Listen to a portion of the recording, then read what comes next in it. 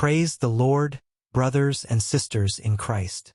Welcome to join with me to read Day 21 on One-Year Bible Reading Plan. Genesis chapter 41.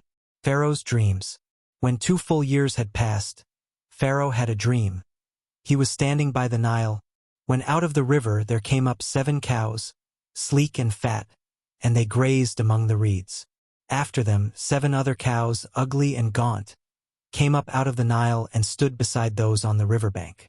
And the cows that were ugly and gaunt ate up the 7 sleek, fat cows. Then Pharaoh woke up. He fell asleep again and had a second dream. 7 heads of grain, healthy and good, were growing on a single stalk. After them, 7 other heads of grain sprouted, thin and scorched by the east wind. The thin heads of grain swallowed up the 7 healthy, full heads. Then Pharaoh woke up. It had been a dream. In the morning his mind was troubled. So he sent for all the magicians and wise men of Egypt. Pharaoh told them his dreams, but no one could interpret them for him. Then the chief cupbearer said to Pharaoh, "Today I am reminded of my shortcomings. Pharaoh was once angry with his servants, and he imprisoned me and the chief baker in the house of the captain of the guard. Each of us had a dream the same night, and each dream had a meaning of its own. Now a young Hebrew was there with us, a servant of the captain of the guard. We told him our dreams, and he interpreted them for us, giving each man the interpretation of his dream. And things turned out exactly as he interpreted them to us. I was restored to my position, and the other man was impaled. So Pharaoh sent for Joseph, and he was quickly brought from the dungeon. When he had shaved and changed his clothes, he came before Pharaoh. Pharaoh said to Joseph, "I had a dream, and no one can interpret it. But I have heard it said of you that when you hear a dream, you can interpret it." "I cannot do it," Joseph replied to Pharaoh. "But God will give Pharaoh the answer he desires." Then Pharaoh said to Joseph, "In my dream I was standing on the bank of the Nile, when out of the river there came up 7 cows, fat and sleek, and they grazed among the reeds. After them 7 other cows came up, scrawny and very ugly and lean. I had never seen such ugly cows in all the land of Egypt. The lean, ugly cows ate up the 7 fat cows that came up first. But even after they ate them, no one could tell that they had done so. They looked just as ugly as before. Then I woke up. In my dream I saw 7 heads of grain, full and good, growing on a single stalk. After them, 7 other heads sprouted, withered and thin and scorched by the east wind. The thin heads of grain swallowed up the 7 good heads. I told this to the magicians, but none of them could explain it to me." Then Joseph said to Pharaoh, "The dreams of Pharaoh are one and the same. God has revealed to Pharaoh what he is about to do. The 7 good cows are 7 years, and the 7 good heads of grain are 7 years. It is one and the same dream. The 7 lean, ugly cows that came up afterward are 7 years, and so are the 7 worthless heads of grain scorched by the east wind. They are 7 years of famine. It is just as I said to Pharaoh. God has shown Pharaoh what he is about to do. 7 years of great abundance are coming throughout the land of Egypt, but 7 years of famine will follow them. Then all the abundance in Egypt will be forgotten, and the famine will ravage the land. The abundance in the land will not be remembered, because the famine that follows it will be so severe. The reason the dream was given to Pharaoh in 2 forms is that the matter has been firmly decided by God, and God will do it soon. And now let Pharaoh look for a discerning and wise man and put him in charge of the land of Egypt. Let Pharaoh appoint commissioners over the land to take 1/5 of the harvest of Egypt during the 7 years of abundance. They should collect all the food of these good years that are coming and store up the grain under the authority of Pharaoh, to be kept in the cities for food. This food should be held in reserve for the country, to be used during the 7 years of famine that will come upon Egypt, so that the country may not be ruined by the famine." The plan seemed good to Pharaoh and to all his officials. So Pharaoh asked them, "Can we find anyone like this man, one in whom is the Spirit of God?" Then Pharaoh said to Joseph, "Since God has made all this known to you, there is no one so discerning and wise as you. You shall be in charge of my palace, and all my people are to submit to your orders. Only with respect to the throne will I be greater than you." Joseph in charge of Egypt. So Pharaoh said to Joseph, I hereby put you in charge of the whole land of Egypt. Then Pharaoh took his signet ring from his finger and put it on Joseph's finger. He dressed him in robes of fine linen and put a gold chain around his neck. He had him ride in a chariot as his second in command, and people shouted before him, Make way! Thus he put him in charge of the whole land of Egypt. Then Pharaoh said to Joseph, I am Pharaoh, but without your word no one will lift hand or foot in all Egypt. Pharaoh gave Joseph the name Zaphanath-Paneah and gave him Asenath daughter of Potipharah, priest of On, to be his wife. And Joseph went throughout the land of Egypt. Joseph was 30 years old when he entered the service of Pharaoh king of Egypt. And Joseph went out from Pharaoh's presence and traveled throughout Egypt. During the 7 years of abundance the land produced plentifully. Joseph collected all the food produced in those 7 years of abundance in Egypt and stored it in the cities. In each city he put the food grown in the fields surrounding it. Joseph stored up huge quantities of grain, like the sand of the sea. It was so much that he stopped keeping records because it was beyond measure. Before the years of famine came, 2 sons were born to Joseph by Asenath daughter of Potipharah, priest of On. Joseph named his firstborn Manasseh and said, It is because God has made me forget all my trouble and all my father's household. The second son he named Ephraim and said, It is because God has made me fruitful in the land of my suffering.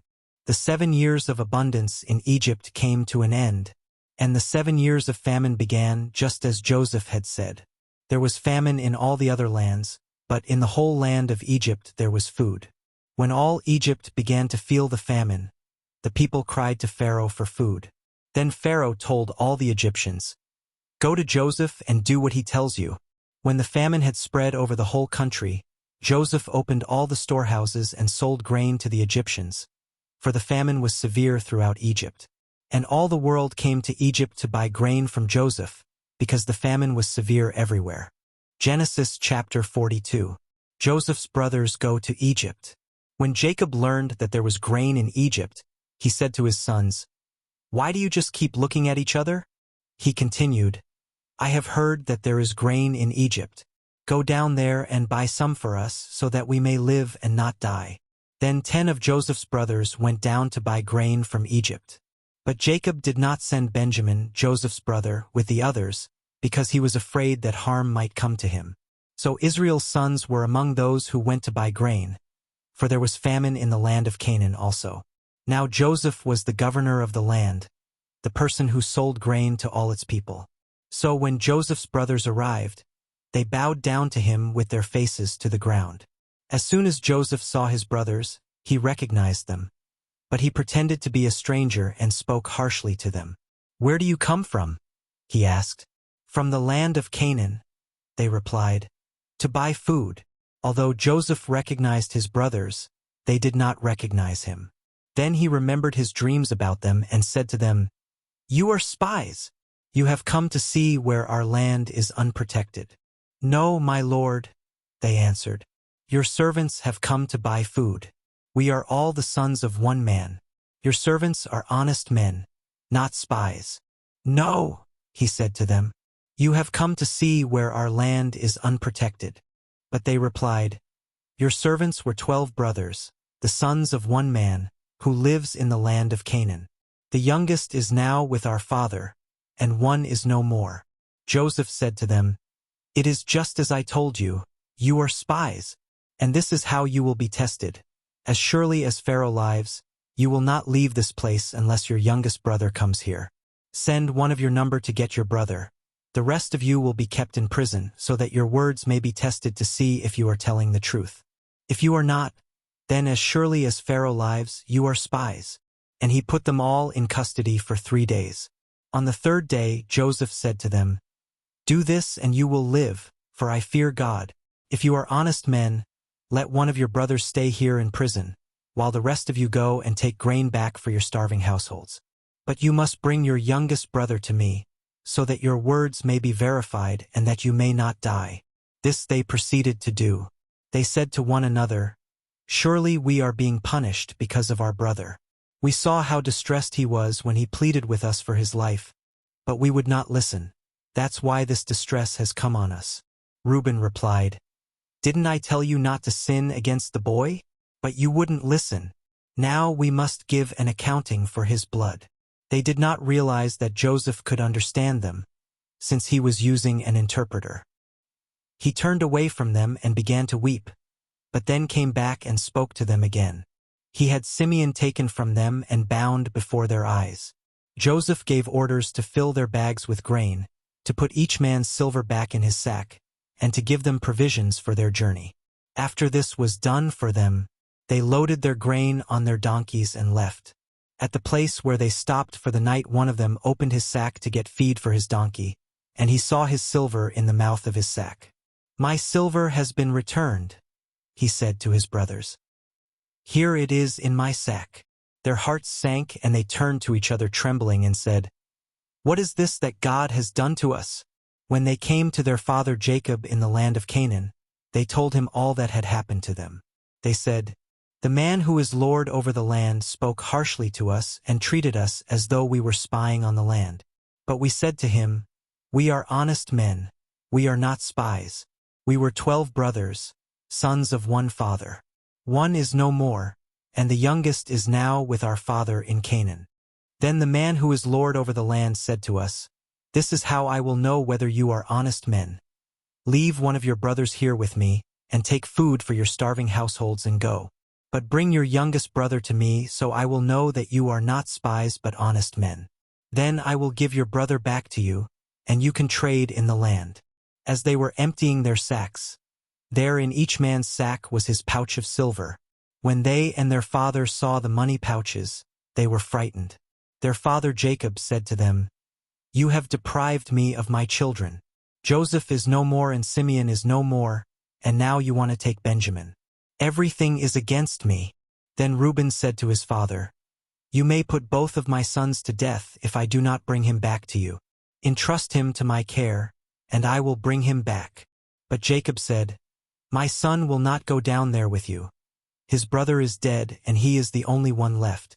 If harm comes to him on the journey you are taking, you will bring my gray head down to the grave in sorrow.'" Psalms chapter 21. For the director of music, a psalm of David. The king rejoices in your strength, Lord. How great is his joy in the victories you give. You have granted him his heart's desire and have not withheld the request of his lips. You came to greet him with rich blessings and placed a crown of pure gold on his head. He asked you for life, and you gave it to him, length of days, forever and ever. Through the victories you gave, his glory is great. You have bestowed on him splendor and majesty. Surely you have granted him unending blessings and made him glad with the joy of your presence. For the king trusts in the Lord. Through the unfailing love of the Most High he will not be shaken. Your hand will lay hold on all your enemies. Your right hand will seize your foes. When you appear for battle, you will burn them up as in a blazing furnace. The Lord will swallow them up in his wrath, and his fire will consume them. You will destroy their descendants from the earth, their posterity from mankind. Though they plot evil against you and devise wicked schemes, they cannot succeed. You will make them turn their backs when you aim at them with drawn bow. Be exalted in your strength, Lord. We will sing and praise your might. Matthew chapter 14. John the Baptist beheaded. At that time Herod the Tetrarch heard the reports about Jesus, and he said to his attendants, "This is John the Baptist. He has risen from the dead. That is why miraculous powers are at work in him." Now Herod had arrested John and bound him and put him in prison because of Herodias, his brother Philip's wife. For John had been saying to him, "It is not lawful for you to have her." Herod wanted to kill John, but he was afraid of the people because they considered John a prophet. On Herod's birthday, the daughter of Herodias danced for the guests and pleased Herod so much that he promised with an oath to give her whatever she asked. Prompted by her mother, she said, "Give me here on a platter the head of John the Baptist." The king was distressed, but because of his oaths and his dinner guests, he ordered that her request be granted, and had John beheaded in the prison. His head was brought in on a platter and given to the girl, who carried it to her mother. John's disciples came and took his body and buried it. Then they went and told Jesus. Jesus feeds the 5,000. When Jesus heard what had happened, he withdrew by boat privately to a solitary place. Hearing of this, the crowds followed him on foot from the towns. When Jesus landed and saw a large crowd, he had compassion on them and healed their sick. As evening approached, the disciples came to him and said, "This is a remote place and it's already getting late. Send the crowds away, so they can go to the villages and buy themselves some food." Jesus replied, "They do not need to go away. You give them something to eat." "We have here only 5 loaves of bread and 2 fish," they answered. "Bring them here to me," he said, and he directed the people to sit down on the grass. Taking the 5 loaves and the 2 fish and looking up to heaven, he gave thanks and broke the loaves. Then he gave them to the disciples, and the disciples gave them to the people. They all ate and were satisfied, and the disciples picked up 12 basketfuls of broken pieces that were left over. The number of those who ate was about 5,000 men, besides women and children. Jesus walks on the water. Immediately Jesus made the disciples get into the boat and go on ahead of him to the other side, while he dismissed the crowd. After he had dismissed them, he went up on a mountainside by himself to pray. Later that night he was there alone, and the boat was already a considerable distance from land, buffeted by the waves because the wind was against it. Shortly before dawn Jesus went out to them walking on the lake.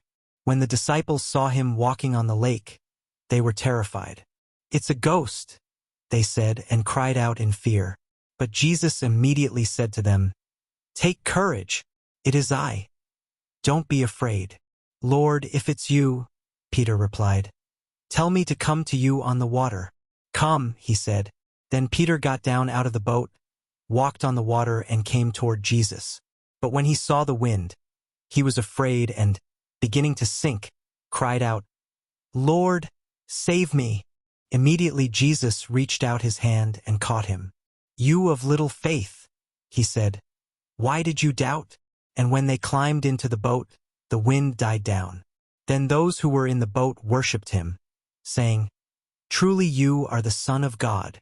When they had crossed over, they landed at Gennesaret.